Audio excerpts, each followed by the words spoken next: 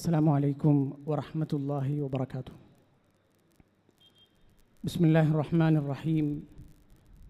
അൽഹംദുലില്ലാഹി റബ്ബിൽ ആലമീൻ. അസ്സലാത്തു വസ്സലാം അലാ റസൂലിഹിൽ കരീം വഅലാ ആലിഹി വസഹാബതിഹി കുല്ലിഹിം അജ്മഈൻ. അമ്മാ ബഅദ്. വിസ്ഡം യൂത്ത് സംഘടിപ്പിക്കുന്ന തബ്ലീഗ് ജമാഅത്തുമായി ബന്ധപ്പെട്ട ആദർശ മുഖാമുഖം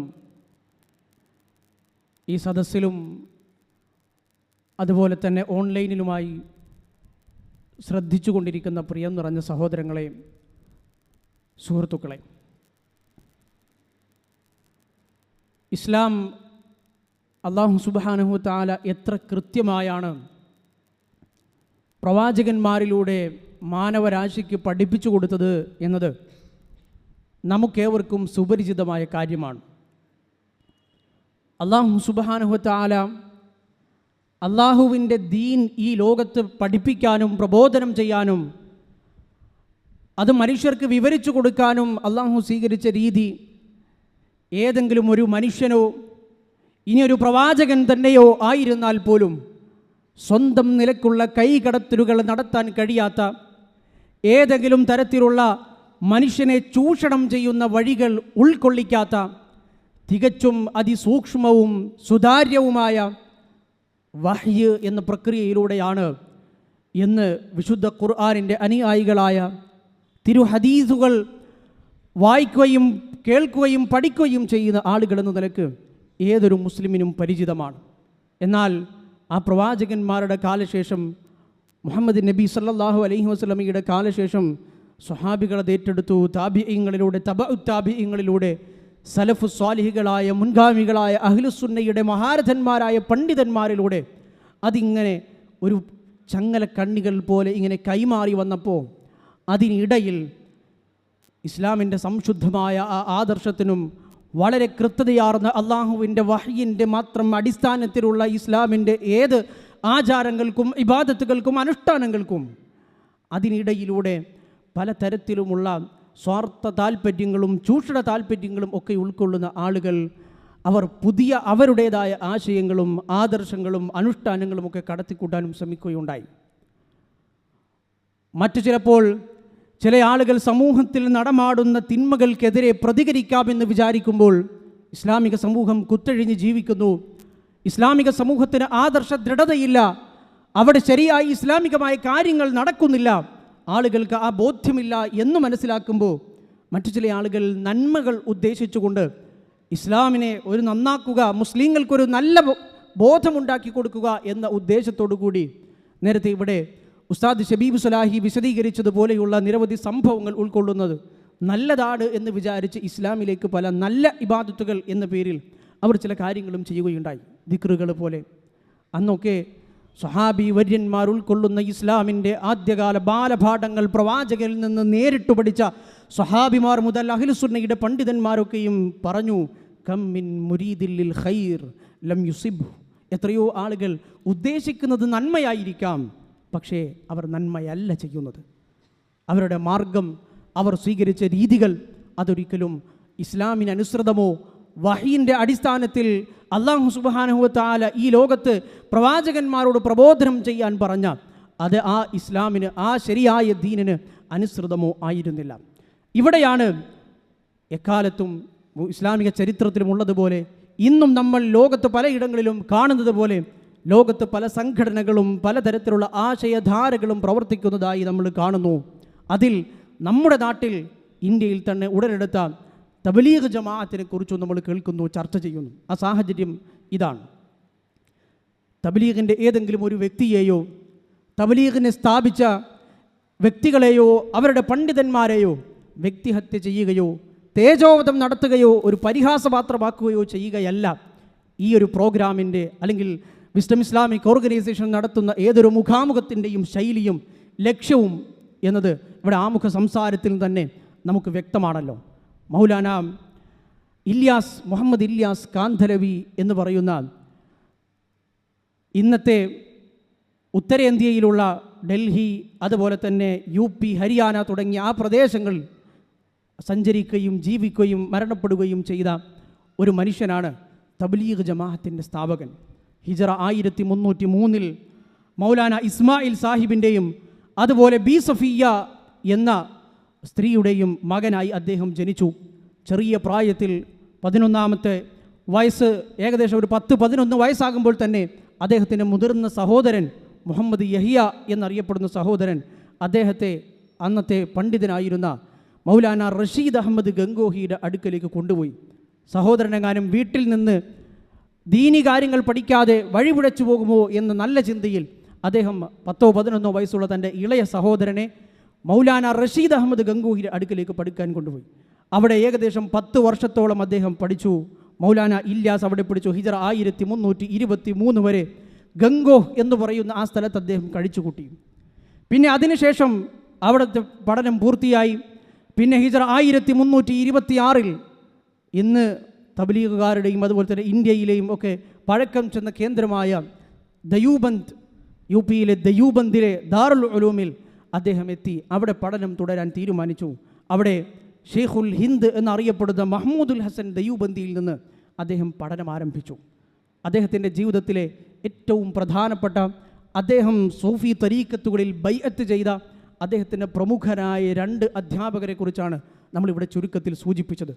ഇവർ രണ്ടുപേരുടെയും ചരിത്രം, ഈ പശ്ചാത്തലം, തബ്ലീഗ് ജമാഅത്തിൻ്റെ സ്ഥാപകനായ മൗലാന ഇല്യാസിൻ്റെ ഈ പശ്ചാത്തലം ഇവിടെ ഇങ്ങനെ പ്രാധാന്യപൂർവ്വം എടുത്തു പറയുന്നത് ആ പശ്ചാത്തലങ്ങളിൽ ഒളിഞ്ഞു കിടക്കുന്ന അപകടത്തെ അതേപടി സൂചിപ്പിക്കുന്നതിന് വേണ്ടിയിട്ടാണ്.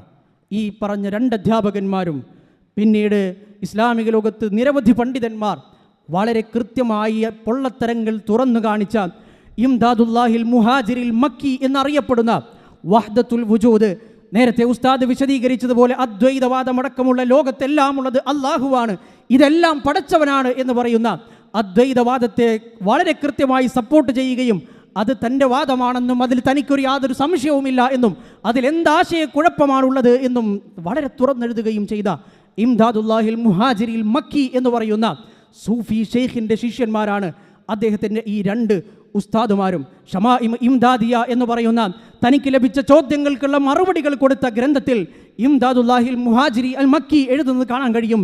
നുക്ത ഷനാസ, ഏറ്റവും വളരെ പ്രാധാന്യപൂർവ്വം നോട്ട് ചെയ്യേണ്ട കാര്യം മസ്അലെ വഹ്ദത്തുൽ വുജൂദ് ഹഖ്ഖു സ്വഹീഹ്, അത് ഹഖാണ്, അഥവാ അദ്വൈതവാദം വഹ്ദത്തുൽ വുജൂദ് അത് ശരിയാണ്, അത് സ്വഹീഹാണ്. ഇസ് മസ്അലെ മേ കോയി ശക്കോ ശുബ നഹി, ഇതിലൊരു സംശയവുമില്ല, ഇതിലൊരു ആശയക്കുഴപ്പവുമില്ല എന്ന് തുറന്നെഴുതിയ ആളുകളുടെ, സൂഫികളുടെ പാരമ്പര്യത്തിൽ നിന്ന് വന്ന ശിഷ്യഗണത്തിലാണ് അദ്ദേഹം പഠിക്കുന്നതും അദ്ദേഹം വളരുന്നതും അദ്ദേഹം പിന്നീട് അതിൽ പഠിച്ച് ഇത്തരത്തിലുള്ള ആശയങ്ങളിലേക്ക് എത്തിപ്പെടുന്നതും. പിന്നീട് പഠന കാലഘട്ടം കഴിഞ്ഞ 1328 സഹാറൻപൂരിലെ മദ്രസ മദാഹിറുൽ അധ്യാപകനായി, പിന്നീട് തൻ്റെ പിതാവും സഹോദരനും ഒക്കെ ജോലി ചെയ്തിരുന്ന തൻ്റെ ഉപ്പ വളരെ പ്രധാനമായി അധ്യാപനവും അതുപോലെ തന്നെ ഇമാമത്തും ഒക്കെ നിർവഹിച്ചിരുന്ന ഡൽഹിയിലെ നിസാമുദ്ദീനിലെ ബംഗ്ലാവ് വാലി മസ്ജിദിൽ അദ്ദേഹത്തിൻ്റെ ഉപ്പയുടെയും സഹോദരൻ്റെയും മരണശേഷം എത്തിച്ചേർന്നു. അവിടെ അദ്ദേഹം ഇമാമും ആ പള്ളിയിലെ കാര്യങ്ങളും മറ്റും നോക്കുന്ന ആളായി അവിടെ അങ്ങനെ ജോലി തുടർന്നു. അക്കാലത്ത് ആ മദ്രസയിൽ ബംഗ്ലാവ് വാലി മസ്ജിദിൽ മുൻപ് പഠിച്ചു പോയിരുന്ന അവിടുത്തെ പൂർവ്വ വിദ്യാർത്ഥിയായിരുന്ന ആ മദ്രസയെ അപ്പോഴും സഹായിച്ചു കൊണ്ടിരുന്ന ഹാജി അബ്ദുറഹ്മാൻ സാഹിബിൻ്റെ വാക്കുകൾ അബുൽ ഹസൻ അലി നദ്വി അദ്ദേഹത്തിൻ്റെ മൗലാന ഇല്യാസിൻ്റെ ജീവചരിത്രത്തിൽ എടുത്തു കൊടുക്കുന്നത് കാണാൻ കഴിയും. ഹാജി അബ്ദുറഹ്മാൻ സാഹിബ് പറയുന്നു, ഈ നിസാമുദ്ദീനിൽ ജോലി ചെയ്യുന്ന കാലത്ത്, പൂർവ്വകാലത്ത് നിസാമുദ്ദീൻ ഔലിയയുടെ ആദ്യകാല കേന്ദ്രമായിരുന്ന അവിടുത്തെ അറേബ്യൻ ഗേറ്റ് എന്ന് പറയുന്ന സ്ഥലത്തിൻ്റെ അടുത്ത് മണിക്കൂറുകളോളം ഏകാന്തതയിൽ കഴിയുന്ന സ്വഭാവക്കാരനായിരുന്നു മൗലാന ഇല്യാസ് കാന്തലവി. മൗലാന ഇല്യാസ് और उनकी दीनी दावत, മൗലാന ഇല്യാസും അദ്ദേഹത്തിൻ്റെ ദീനി ദാവത്തും എന്ന ഗ്രന്ഥത്തിൽ അബുൽ ഹസൻ അലി നദ്വി അതിൻ്റെ പേജ് 44-ാം പേജിൽ ഇത് ഉദ്ധരിക്കുന്നത് നമുക്ക് കാണാൻ കഴിയും. പിന്നെ അവിടെയും വിട്ട് ഇന്നത്തെ ഹരിയാനയുടെ മേവാത്ത് എന്ന് പറയുന്ന പ്രദേശം, രജപുത്ര വംശത്തിൽ നിന്ന് പിന്നീട് ഉത്ഭുതമായ മേവുകൾ എന്നറിയപ്പെടുന്ന മുസ്ലിങ്ങൾ ഹിന്ദുക്കളുടെ സംസ്കാരവുമായി വളരെ അധികം ഇഴുകിച്ചേർന്ന് മുസ്ലിമാണോ ഹിന്ദുവാണോ എന്ന് തിരിച്ചറിയാൻ പോലും കഴിയാതിരുന്ന കുറേ ആളുകൾ, വളരെ ദരിദ്രരായ കർഷകരായ, ഇസ്ലാമിൻ്റെ ബാലപാഠങ്ങൾ പോലും തിരിയാത്ത ആളുകൾ വസിക്കുന്ന മേവാത്തിലേക്ക് അദ്ദേഹത്തിൻ്റെ പിതാവും സഹോദരനും ഒക്കെ മുൻപ് അവിടെ പ്രബോധന പ്രവർത്തനങ്ങൾ നടത്തിയതുപോലെ അദ്ദേഹം അവിടെ ചെന്നു, അവിടെ മദ്രസകൾ സ്ഥാപിക്കാൻ ശ്രമിച്ചു. ആ ആളുകളെ എങ്ങനെ നന്നാക്കിയെടുക്കാം എന്ന ചിന്തയിൽ അദ്ദേഹം പല പ്രവർത്തനങ്ങളും ആവിഷ്കരിച്ച് നടപ്പാക്കാൻ ശ്രമിച്ചു. തബ്ലീഗിൻ്റെ മാർഗവും അതുപോലെ തന്നെ തബ്ലീഗ് എന്ന് പറയുന്ന ഈ പ്രസ്ഥാനവും ഈ ധാരയും ഒക്കെ രൂപപ്പെട്ടു വരുന്നത് ഇങ്ങനെ മേവാത്തിലെ സാധാരണക്കാരായ ഒന്നും തിരിയാത്ത ഹിന്ദുക്കളാണോ മുസ്ലിങ്ങളാണോ എന്ന് വേർതിരിച്ചു പോലും മനസ്സിലാക്കാൻ കഴിയാത്ത തീരെ ദരിദ്രരായ കർഷകരായ ഈ ആളുകളെ എങ്ങനെ ഉപയോഗപ്പെടുത്താം, എങ്ങനെ അവർക്ക് ദീൻ എത്തിച്ചു കൊടുക്കാം എന്ന അദ്ദേഹത്തിൻ്റെ ചിന്തയിൽ നിന്നായിരുന്നു. തബ്ലീഗിൻ്റെ മാർഗവും ഈ ത്വരീഖത്തും ഒക്കെ എങ്ങനെയാണ് അദ്ദേഹത്തിന് വെളിപ്പെട്ടത് എന്ന അദ്ദേഹത്തിൻ്റെ വാക്കുകൾ ഉദ്ധരിക്കപ്പെട്ട മൗൽഫൂദാത്തെ മൗലാന മുഹമ്മദ് ഇല്യാസ് എന്ന ഗ്രന്ഥത്തിൽ ഉദ്ധരിക്കുന്നത് കാണാൻ കഴിയും. ആജ് കൽ ഖാബ് മേ മുജ് പർ ഉലൂം സഹീഹ കാ ഇൽഖാ ഹോതാ ഹേ. ഈ ദിവസങ്ങളിൽ, ഇപ്പോൾ ഈ സമയങ്ങളിൽ എനിക്ക് സ്വപ്നങ്ങളിൽ മുജ് പർ ഉലൂം സഹീഹ കാ ഇൽഖാ ഹോതാ ഹേ. ഉലൂം സഹീഹ, കുറേ ശരിയായ സഹീഹായ ഉലൂമുകൾ, അറിവുകൾ എനിക്കിങ്ങനെ സ്വപ്നത്തിൽ ഇങ്ങനെ വെളിപാടായി ലഭിക്കുന്നു എന്ന് ഞാൻ മനസ്സിലാക്കുന്നു. അതുകൊണ്ട് ഞാൻ കൂടുതൽ ഉറങ്ങാൻ ശ്രമിക്കാറുണ്ട്. ചൂടുകാലത്ത് ചൂടെടുത്ത് അവസാനം ഉറക്കം നഷ്ടപ്പെട്ട അദ്ദേഹം ഒരു വൈദ്യൻ്റെ അടുത്ത് പോയി എണ്ണയും തൈലവും ഒക്കെ ഉപയോഗിച്ച് ഉറക്കം ശരിയാക്കാൻ ശ്രമിക്കുന്നതുമൊക്കെ അതിൽ ഉദ്ധരിക്കുന്നത് കാണാൻ കഴിയും. അതിൻ്റെ അവസാനം അദ്ദേഹം പറയുന്നത് കാണാൻ കഴിയും. ആപ്നെ ഫർമായാക്കെ മൗലാന ഇല്യാസ് പറഞ്ഞിട്ടുണ്ട്, ഇസ് തബ്ലീഗ് കാ തരീഖ ഭി മുജ് പർ ഖാബ് മേ മുൻകശിഫ് ഹുവ. ഈ തബ്ലീഗിൻ്റെ ത്വരീഖയും അതിൻ്റെ രൂപവും രീതിശാസ്ത്രവും ഒക്കെയും മുജ് പർ ഖാബ് മേ മുൻകശിഫ് ഹുവ, എനിക്ക് എൻ്റെ സ്വപ്നത്തിൽ എനിക്ക് മുൻകശിഫായതാണ്, എനിക്ക് വെളിപാടുണ്ടായതാണ്, എനിക്ക് അങ്ങനെ കിട്ടിയതാണ് എന്ന് മൽഫൂദാത്തിൻ്റെ 50-ാമത്തെ പേജിൽ വിശദീകരിക്കുന്നത് കാണാൻ കഴിയും. പിന്നെ അദ്ദേഹം ഈ ചിന്തയുമായി മുന്നോട്ട് പോയി 1344 ഹിജ്റയിൽ ഖലീൽ അഹമ്മദ് സഹാറൻപൂരി എന്ന് പറയുന്ന ദയ്യൂബന്ദി പണ്ഡിതനോടൊപ്പം, അദ്ദേഹത്തിൻ്റെ അധ്യാപകനും കൂടിയായ പണ്ഡിതനോടൊപ്പം അദ്ദേഹം ഹജ്ജ് നിർവഹിക്കാൻ വേണ്ടി പോയി. അതിനു മുൻപും അദ്ദേഹം ഹജ്ജ് നിർവഹിക്കാൻ വേണ്ടി പോയിട്ടുണ്ട്. 2ാം തവണ ഹജ്ജ് നിർവഹിക്കാൻ പോയി. മദീന മുനവറയിലെത്തിയപ്പോൾ അവിടെ നിന്ന് അദ്ദേഹത്തിന് തിരിച്ചു പോകാൻ തോന്നുന്നില്ല. അങ്ങനെ അദ്ദേഹത്തിൻ്റെ ഉസ്താദ് പറഞ്ഞു, അദ്ദേഹത്തെ ബുദ്ധിമുട്ടിക്കരുത്. മൗലാന ഇല്യാസ് ഉറുൻ കി ദീനി ദാവത്ത്, മൗലാന ഇല്യാസും അദ്ദേഹത്തിൻ്റെ ദീനി ദാവത്തും എന്ന പുസ്തകത്തിൽ അബുൽ ഹസൻ അലി നദ്വി അതിൻ്റെ 91-ാമത്തെ പേജിൽ ഉദ്ധരിക്കുന്ന നമുക്ക് കാണാൻ കഴിയും. മദീന തയ്യിബെ കെ ഇസ് ഖിയാം കെ ദൗറാൻ മേ മുझे ഇസ് കാം കെ ലിയെ അംർ ഹുവാ. മദീന മുനവറയിൽ, മദീന തയ്യിബയിൽ ഞാൻ ഈ താമസിക്കുന്ന സമയത്താണ് മുझे ഇസ് കാം കെ ലിയെ അംർ ഹുവാ, ഇങ്ങനെ ഒരു പ്രവർത്തനം ചെയ്യണമെന്ന് എനിക്ക് കൽപ്പനയുണ്ടാകുന്നത് അപ്പോഴാണ് എന്ന് അദ്ദേഹം പറയുന്നത് കാണാൻ കഴിയും. ഓർ ഇർഷാദ് ഹുവാ കെ ഹം തുംസെ കാം ലേംഗെ. അന്ന് അദ്ദേഹത്തിനുണ്ടായ ഒരു സ്വപ്നത്തിലുണ്ടായ ഒരു ഇൽഹാം എന്ന് പറയുന്നത് ഹം തുംസെ കാം ലേംഗെ, നാം നിന്നെക്കൊണ്ട് ചിലതൊക്കെ പ്രവർത്തിപ്പിക്കും, ചെയ്യിപ്പിക്കും, നിന്നെക്കൊണ്ടൊരു കാം ലേംഗെ എന്ന ഒരു ഇൽഹാമായിരുന്നു അദ്ദേഹത്തിനുണ്ടായിരുന്നതെന്ന് അദ്ദേഹത്തിൽ നിന്ന് അബുൽ ഹസൻ അലി നദ്വി ഉദ്ധരിക്കുന്നത് കാണാൻ കഴിയും. മൗലാന ഇല്യാസിൻ്റെ ജീവിതത്തിൻ്റെ അവസാന കാലഘട്ടങ്ങളിൽ മൗലാന ഇല്യാസിനോടൊപ്പം ജീവിതം ചെലവഴിക്കുകയും അദ്ദേഹത്തിൻ്റെ കത്തുകൾ വായിച്ചു കേൾപ്പിക്കുകയും അദ്ദേഹത്തിൻ്റെ ആശയങ്ങൾ അടുത്തറിയുകയും കൂടെ സാഹസിക്കുകയും അദ്ദേഹത്തിൻ്റെ മരണശേഷം അദ്ദേഹത്തിൻ്റെ കത്തുകളും അതുപോലെ തന്നെ അദ്ദേഹത്തിൻ്റെ ശിഷ്യന്മാരെയും പരിചയക്കാരെയും ഒക്കെ സന്ദർശിക്കുകയും അവരിൽ നിന്നൊക്കെ വിവരങ്ങൾ ശേഖരിച്ച് ആധികാരികമായി അദ്ദേഹത്തിൻ്റെ ചരിത്രം രേഖപ്പെടുത്തുകയും ചെയ്തയാളാണ് അബുൽ ഹസൻ അലി നദ്വി. അതുകൊണ്ട് തന്നെ അദ്ദേഹത്തിൻ്റെ ഈ വാക്കുകൾ വളരെ കൃത്യമായി തന്നെ നമുക്ക് ഉദ്ധരിക്കാൻ കഴിയും.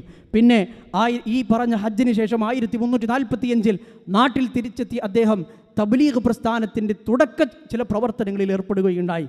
ഇന്നും തബ്ലീഗുകാരുടെ ചില വാക്കുകൾ പരിശോധിച്ചാൽ നമുക്ക് കാണാൻ കഴിയും. ഗഷ്ത്, ഒരു പള്ളിയിൽ നിന്നിറങ്ങി ആളുകളെ കാണുകയും അവർക്കിടയിൽ പ്രബോധന പ്രവർത്തനങ്ങൾ നടത്തുകയും ചെയ്ത ആ നാട്ടിലെ കച്ചവടക്കാരെയും മറ്റും കാണുന്ന ഗഷ്ത് എന്ന് പറയുന്നത് ഈ 2ാമത്തെ ഹജ്ജിന് ശേഷം അദ്ദേഹം നാട്ടിൽ വന്നതിന് ശേഷം ആരംഭിച്ചതാണ്.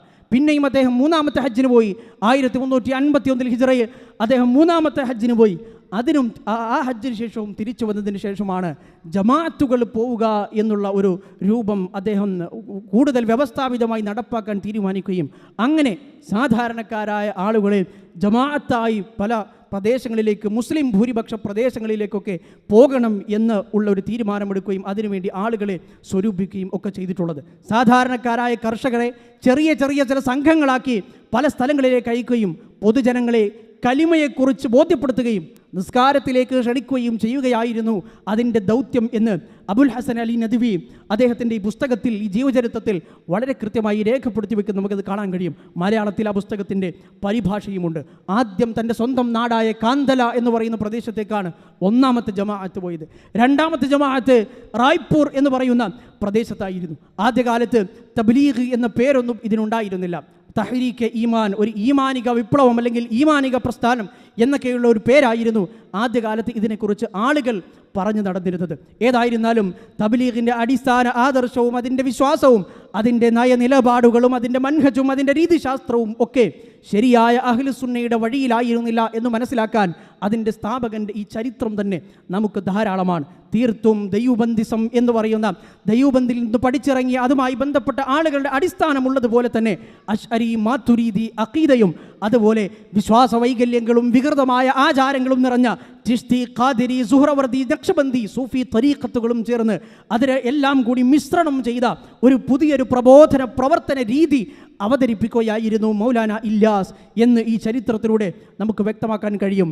അദ്ദേഹത്തിൻ്റെ ഗുരുപരമ്പരയെയും അദ്ദേഹം അറിവ് നേടിയ, അദ്ദേഹം ഇടപെട്ട ഈ മേഖലകളെയും സ്ഥാപനങ്ങളെയും പണ്ഡിതന്മാരെയും ത്വരീഖത്തുകളെയും ഒക്കെ പരിശോധിക്കുമ്പോഴും നമുക്കതാണ് ബോധ്യപ്പെടുന്നത്. പിന്നീട് ഒരു പ്രസ്ഥാനം എന്ന നിലക്ക്, ഒരാശയധാര, ഒരു ചിന്താധാര എന്ന നിലക്ക് ഇത് വളർന്നു വരികയും ഒരുപാട് ആളുകൾ ഇതിലേക്ക് ആകൃഷ്ടരാവുകയും പിന്നീട് ഫദാഇൽ കിതാബുകളും അദ്ദേഹത്തിൻ്റെ മരുമകൻ അദ്ദേഹത്തിൻ്റെ മകളെ വിവാഹം കഴിച്ച ഷെയ്ഖുൽ ഹദീസ് എന്ന് വിശേഷിപ്പിക്കപ്പെടുന്ന സക്കരിയ കാന്തലവിയിലൂടെ പിന്നീട് ഫദാഇൽ അഅ്മാൽ പോലുള്ള ഗ്രന്ഥങ്ങൾ രചിക്കപ്പെടുകയും ജിഹാദിൻ്റെ ആയത്തുകൾ ദുർവ്യാഖ്യാനം ചെയ്യപ്പെടുന്ന തബ്ലീഗിൻ്റെ ജമാഅത്ത് എന്ന് പറയുന്ന ആ പ്രവർത്തന രീതിക്ക് അതിന് തെളിവ് നിർമ്മിക്കുക എന്ന ഉദ്ദേശത്തിൽ ഇസ്ലാമിൻ്റെ ജിഹാദ് എന്ന് പറയുന്ന പരിഭാവനമായ ആ ഇബാദത്തിൻ്റെ അല്ലാഹു സുബ്ഹാനഹു വ തആല നിശ്ചയിച്ചു നൽകിയ ആ ആയത്തുകൾ ദുർവ്യാഖ്യാനം ചെയ്യുന്നിടത്തേക്ക് അതുണ്ടായി വന്നു. പുതിയ പുതിയ ഉസൂലുകൾ ഈ പ്രബോധന രീതിക്ക് അവരിൽപ്പെട്ട പണ്ഡിതന്മാർ നിശ്ചയിക്കുകയും അത് രേഖപ്പെടുത്തുകയും ചെയ്തു വന്നു.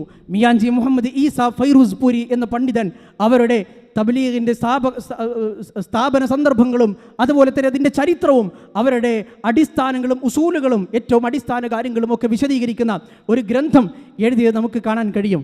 തബ്ലീഗി തഹ്രീക്കി ഇബ്തിദാ, തബ്ലീഗ് എന്ന പ്രസ്ഥാനത്തിൻ്റെ ഈ ചലനത്തിൻ്റെ ഈ മൂവ്മെൻറ്റിൻ്റെ തുടക്കവും ഓറൂസ്കി ബുൻയാദി ഉസൂൽ, അതിൻ്റെ അടിസ്ഥാന ഉസൂലുകളും എന്ന് പറയുന്ന ആ ഗ്രന്ഥത്തിൽ അവരുടെ ഉസൂലുകളെ വളരെ കൃത്യമായി എന്തൊക്കെയാണ് ഞങ്ങളുടെ അടിസ്ഥാനങ്ങൾ, എന്താണ് നമ്മൾ സമൂഹത്തോട് പറയുന്നത്, എങ്ങനെയാണ് നമ്മുടെ പ്രവർത്തന രീതി, എന്താണ് നമ്മുടെ നയനിലപാടുകൾ എന്നൊക്കെ വളരെ കൃത്യമായി രേഖപ്പെടുത്തി അക്കമിട്ട് കൃത്യമായ പോയിന്റുകൾ രേഖപ്പെടുത്തി വെക്കുന്നത് നമുക്ക് കാണാൻ കഴിയും. അവരുടെ ഏറ്റവും പ്രധാനപ്പെട്ട ഛേബാത്ത് 6 കാര്യങ്ങൾ എന്നറിയപ്പെടുന്ന ആ 6-ൽ തുടങ്ങി പിന്നെ 12 13 കാര്യങ്ങൾ അതിൽ ലിസ്റ്റ് ചെയ്യുന്നത് നമുക്ക് കാണാൻ കഴിയും.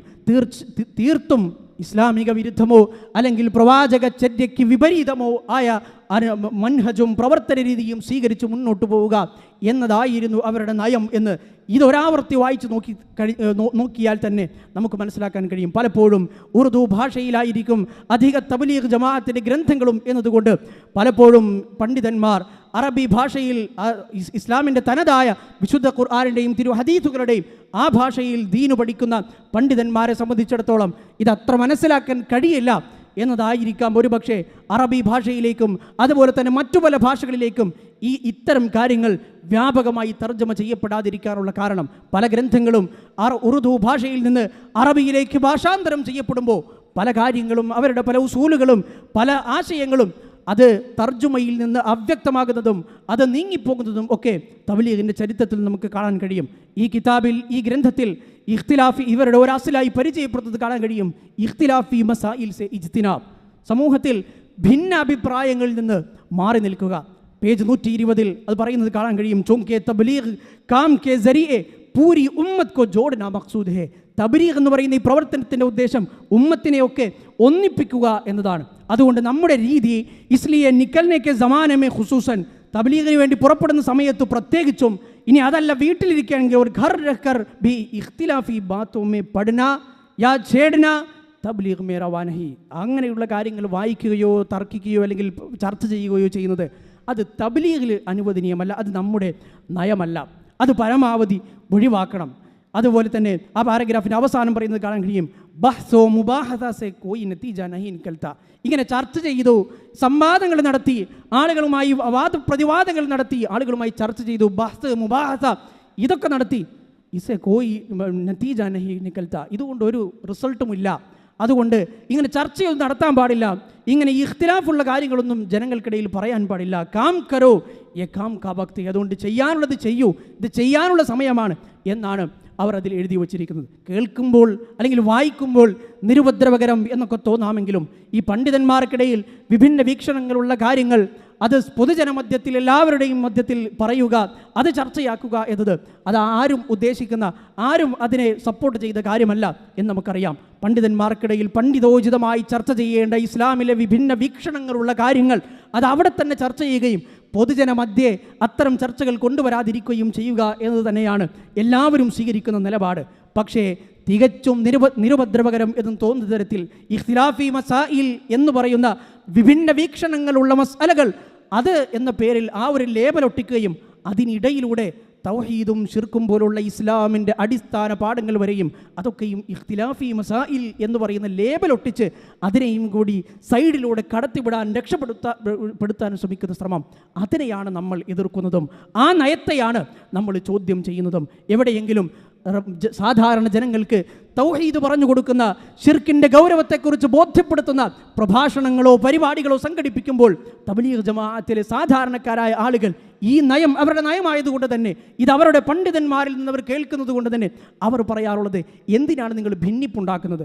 വളരെ രമ്യതയിൽ കഴിഞ്ഞു പോകുന്ന ഈ സമൂഹത്തിൽ നിങ്ങളെന്തിനാണ് ഈ പറഞ്ഞ ഭിന്നവീക്ഷണങ്ങളുള്ള ഇഖ്തിലാഫി മസലകളൊക്കെ പറഞ്ഞ് നിങ്ങളെന്തിനാണ് ആളുകൾക്കിടയിൽ അഭിപ്രായ വ്യത്യാസം ഉണ്ടാക്കുന്നത്? ഇഖ്തിലാഫി മസായിൽ എന്ന ലേബലൊട്ടിച്ചു കഴിഞ്ഞാൽ ഇസ്ലാമിൻ്റെ പ്രവാചകന്മാരഖിലവും പ്രബോധനം ചെയ്ത ഈ മനുഷ്യ ജീവിതത്തിൻ്റെ തന്നെ ലക്ഷ്യമായി അള്ളാഹു പരിചയപ്പെടുത്തിയ തൗഹീദിനെയും അതിന് നേർവിപരീതമായ ശിർക്കിനെയും ഇഖ്തിലാഫി മസായിൽ എന്ന് പറയുന്ന ലേബലൊട്ടിച്ചാൽ മറച്ചു പിടിക്കാൻ കഴിയില്ല എന്ന്, അത് ഇസ്ലാമിൻ്റെ ആണിക്കല്ലാണ് എന്ന് ഏതേത് പ്രവാചകന്മാർ ഈ ലോകത്ത് വന്നിട്ടുണ്ടോ, നിയോഗിതരായിട്ടുണ്ടോ, അവരുടെയൊക്കെ നിയോഗ ലക്ഷ്യം, ഒന്നാമത്തെ ലക്ഷ്യം ജനങ്ങൾക്ക് ഇത് പഠിപ്പിച്ചു കൊടുക്കുകയും ശിർക്കിൽ നിന്ന്, നിഷേധത്തിൽ നിന്ന്, കുഫറിൽ നിന്ന് ആളുകളെ ശരിയായ തൗഹീദിലേക്ക് നയിക്കുകയും ചെയ്യുകയായിരുന്നു എന്നത് വിശുദ്ധ ഖുർആനും തിരുഹദീസുകളും വായിക്കുന്ന പഠനവിധേയമാക്കുന്ന ഏതൊരു സാധാരണക്കാരനും മനസ്സിലാക്കാൻ കഴിയും. എത്രയോ സാധാരണക്കാർ, സാധാരണ മനുഷ്യർ, ഇതൊന്നും തിരിയാത്ത സാധാരണക്കാരായ മനുഷ്യർ ഇതൊന്നും അറിയാതെ ശിർക്കിലും അന്ധവിശ്വാസങ്ങളിലും ഖുറാഫാത്തിലും ഖബർ പൂജയിലും തങ്ങളുടെ സങ്കടങ്ങളും വേവലാതികളും വരുമ്പോൾ മരിച്ചു മൺമറഞ്ഞു പോയ ആളുകളുടെ ഔലിയാക്കളുടെ ദർഗകളിലും ജീവിക്കുമ്പോൾ ഇന്ത്യ മഹാരാജ്യത്തെ ഏറ്റവും അധികം വരുമാനമുള്ള ലാഭമുള്ള ബിസിനസ്സുകളായി ജാറ വ്യവസായങ്ങൾ മാറുമ്പോൾ ഇതിനെതിരെ കണ്ണടച്ചു പിടിക്കുകയും അതൊക്കെ ഇഖ്തിലാഫി മസായിൽ എന്ന് പറഞ്ഞ് പരിചയപ്പെടുത്തുകയും ചെയ്യുക എന്ത് യുക്തിയാണ് എന്ന് എത്ര ആലോചിച്ചിട്ടും മനസ്സിലാകുന്നില്ല. ഇതേ പുസ്തകത്തിൻ്റെ തന്നെ പേജ് 23 ഇവരുടെ മറ്റൊരു നയം അടിസ്ഥാനമായ ഉസൂൽ ഇവർ പരിചയപ്പെടുത്തുന്നതും കാണാൻ കഴിയും. ഈ പറഞ്ഞ ചില ഉസൂലുകൾ മാത്രം ഉദ്ധരിക്കുന്നത് എങ്ങനെയാണ് ഇസ്ലാം അല്ലാഹു സുബ്ഹാനഹു വ തആല പ്രബോധനം ചെയ്യാൻ കൽപ്പിച്ചത് എന്നും സർവ്വ പ്രവാചകന്മാരും എങ്ങനെയാണത് പ്രബോധനം ചെയ്തത് എന്നും അത് കൃത്യമായി മനസ്സിലാക്കുകയും അത് ഇതുമായി യോജിക്കുന്നുണ്ടോ എന്ന് നമ്മൾ പഠിക്കുകയും ചെയ്യണം എന്നതിനു വേണ്ടി മാത്രമാണ്. ഇതേ പുസ്തകത്തിൻ്റെ തന്നെ 123 പേജിൽ അവരുടെ മറ്റൊരു അടിസ്ഥാനം അവർ പരിചയപ്പെടുത്തുന്നത് കാണാൻ കഴിയും. മാറൂഫ് കി ദഅവത്ത് ദേനാ, മുൻകർ കോർനെ ഛേഡന. മാറൂഫ് നന്മ കൽപ്പിക്കണം, മുൻകർ കോർനെ ഛേഡന തിന്മ വിരോധിക്കാൻ പാടില്ല. ഇത് അവർ എഴുതി വെച്ചതാണ്. അതിൻ്റെ പേജുകൾ നിങ്ങൾക്ക് സ്ക്രീനിൽ കാണാൻ കഴിയും. അതിൽ അദ്ദേഹം വിശദീകരിക്കുന്നത് കാണാൻ കഴിയും. മൗലാന ഈസ വിശദീകരിക്കുന്നു, തബ്ലീഗി മെഹ്നത് മേ യേ ഉസൂൽ ഹേ കെ തബ്ലീഗിൻ്റെ പരിശ്രമത്തിൽ ഇത് നമ്മുടെ അടിസ്ഥാനമാണെന്ത്? മാറൂഫ് യാനി നേക്കി, നന്മ.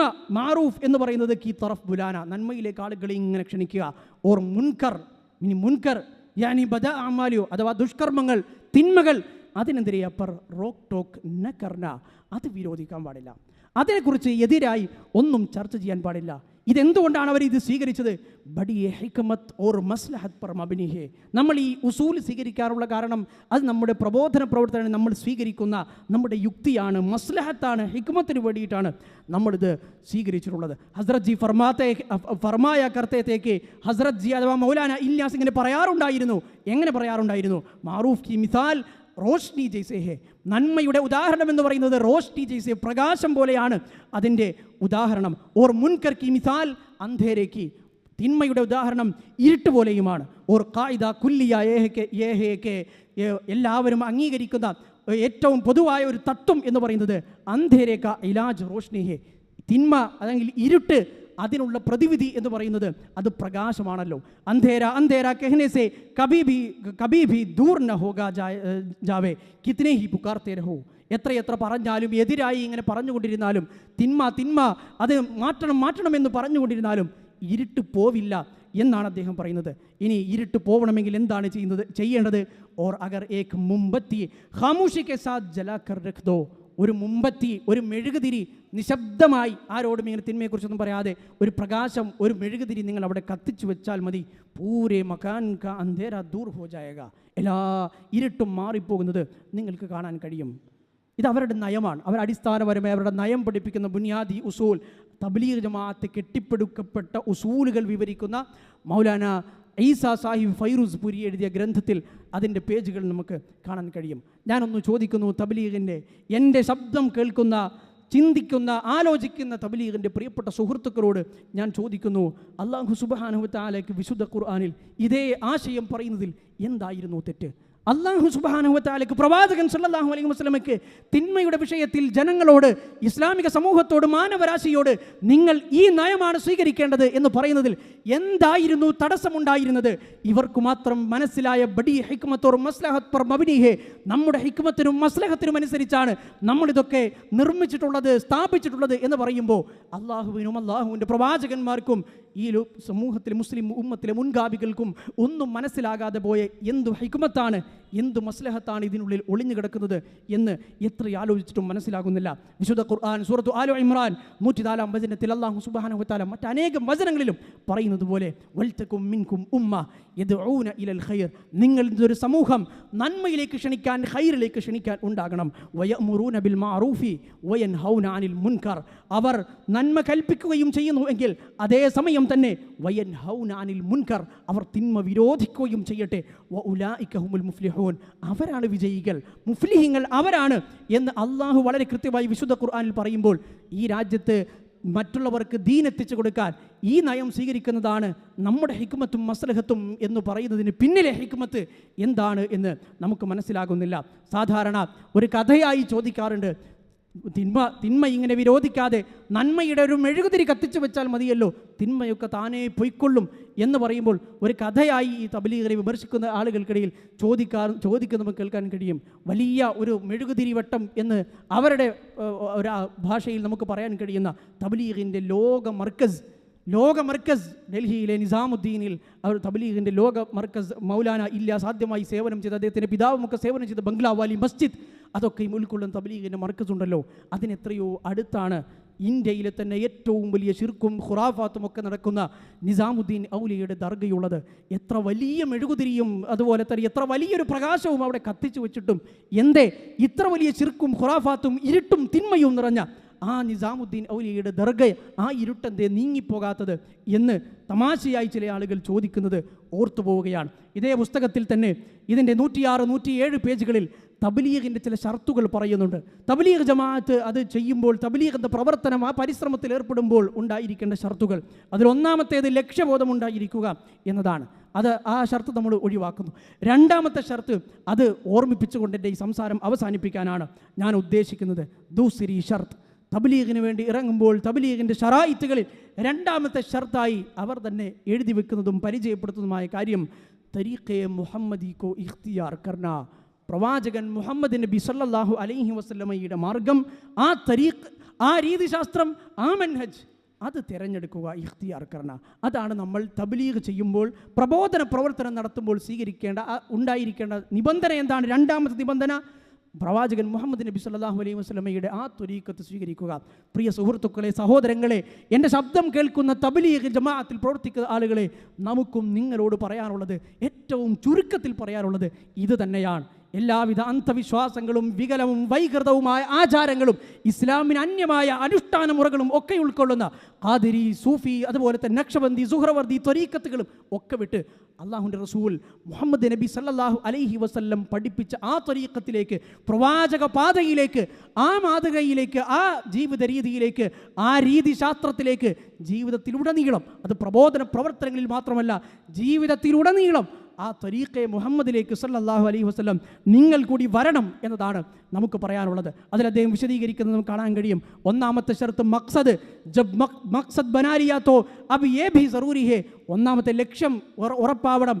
അത് ഉറപ്പാക്കുന്നതോടൊപ്പം തന്നെ രണ്ടാമത് സറൂറായി നിർബന്ധമായും ഉണ്ടായിരിക്കേണ്ട കാര്യമാണ് ഇസ്കെ കർനെ കെ തരീഖെ ഭി വോ ഹി ഇഖ്തിയാർ കിയേ ജാവേ जो हुजूर सल्लल्लाहु अलैहि वसल्लम ने खुद इख्तियार किए. അള്ളാഹുവിൻ്റെ റസൂൽ സല്ലല്ലാഹു അലൈഹി വസല്ലം ഏത് പാതയാണോ തിരഞ്ഞെടുത്തത്, ഏത് രീതിശാസ്ത്രമാണോ അവലംബിച്ചത്, അത് തന്നെ അവലംബിക്കുകയും ചെയ്യൽ ജറൂറാണ്, അത് നിർബന്ധമാണ്. അതുകൊണ്ടാണ് അവർ രണ്ടാമത്തെ നിബന്ധനയായി ഷർത്തായി അത് ഉൾപ്പെടുത്തിയത്. ഓർ ജിൻകി താലിം അപ്നെ സഹാബെ കിറാം റസി അള്ളാഹു അൻഹും കോ ദീ थी. അത് അള്ളാഹുവിൻ്റെ റസൂൽ സല്ലല്ലാഹു അലൈഹി വസല്ലം പ്രവാചകൻ്റെ അനുയായികൾക്ക് സ്വഹാബെ കിറാം അള്ളാഹുവിൻ്റെ റസൂലിൻ്റെ സ്വഹാബക്കൾക്ക് പഠിപ്പിച്ചു കൊടുക്കുകയും ചെയ്തല്ലോ. ഇതേ മാർഗത്തിലേക്ക് സ്വഹാബികൾ ഉൾക്കൊള്ളുന്ന സലഫു സ്വാലിഹുകളുടെ ഈ മാർഗത്തിലേക്ക് തരീഖെ മുഹമ്മദ് സല്ലല്ലാഹു അലൈഹി വസല്ലമയിലേക്ക് കടന്നു വരണം എന്നതാണ് നമ്മളും ആഗ്രഹിക്കുന്നത്. അതുകൊണ്ട് തന്നെ എല്ലാ രംഗത്തും ആദർശങ്ങളിലും നയനിലപാടുകളിലും സ്വഭാവങ്ങളിലും മര്യാദകളിലും പ്രബോധന പ്രവർത്തനങ്ങളിലും ജീവിതത്തിലെ ഏതേത് മേഖലകളിൽ നമ്മൾ വ്യവഹരിക്കുന്നുവോ അതിലൊക്കെയും തരീഖെ മുഹമ്മദ് ഇഖ്തിയാർ ചെയ്യാൻ, അത് തിരഞ്ഞെടുക്കാൻ തബ്ലീഗ് ജമാഅത്തിൻ്റെ പ്രിയ സഹോദരങ്ങൾ ചിന്തിക്കുകയും ആലോചിക്കുകയും ചെയ്യണം എന്നാണ് നമുക്ക് പറയാനുള്ളത്.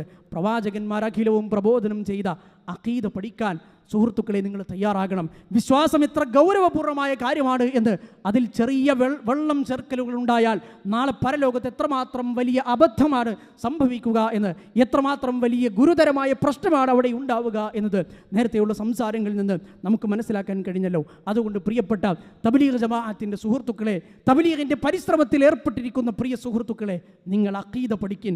ആരെയെങ്കിലും ഭർസിക്കാനോ താറടിച്ച് കാണിക്കാനോ അല്ല ഇത്തരത്തിലുള്ള പ്രോഗ്രാമുകൾ വിസ്ഡം ഇസ്ലാമിക് ഓർഗനൈസേഷൻ എക്കാലത്തും നടത്തിയിട്ടുള്ളതും നടത്തുന്നതും. സത്യം മനസ്സിലാക്കുക, അത് പകർന്നു നൽകുക, ശരിയായ ആദർശത്തിൽ നയനിലപാടുകളിൽ മുന്നോട്ട് പോകുക. അല്ലാഹു സുബ്ഹാനഹു വ തആല ശരിയെ ശരിയായി മനസ്സിലാക്കാനും അത് അംഗീകരിക്കാനും അത് ജീവിതത്തിൽ പുലർത്താനും മറ്റുള്ളവർക്ക് പകർന്നു കൊടുക്കാനും നമുക്ക് തൗഫീക്ക് നൽകി അനുഗ്രഹിക്കുമാറാകട്ടെ. അതോടൊപ്പം ഈ ലോകത്ത് നടമാടുന്ന കൊടിയ ശിർക്ക് തിന്മകളിൽ നിന്ന് മറ്റുള്ളവരെ മാറ്റി നിർത്താനും അവരെ രക്ഷപ്പെടുത്താനും അങ്ങനെ നരകത്തിൻ്റെ പാതയിൽ നിന്ന് മുഹമ്മദ് നബി സല്ലല്ലാഹു അലൈഹി വസല്ലമയുടെ തരീഖിലേക്ക് അവരെ കൊണ്ടുവരാനും അള്ളാഹു നമുക്ക് തൗഫീഖ് നൽകി അനുഗ്രഹിക്കുമാറാകട്ടെ. വഹാദ വസല്ലല്ലാഹു അലാ നബീന മുഹമ്മദ് വഅലാ ആലിഹി വസഹാബത്തിഹി കുല്ലിഹിം അജ്മഈൻ വൽഹംദുലില്ലാഹി റബ്ബിൽ ആലമീൻ.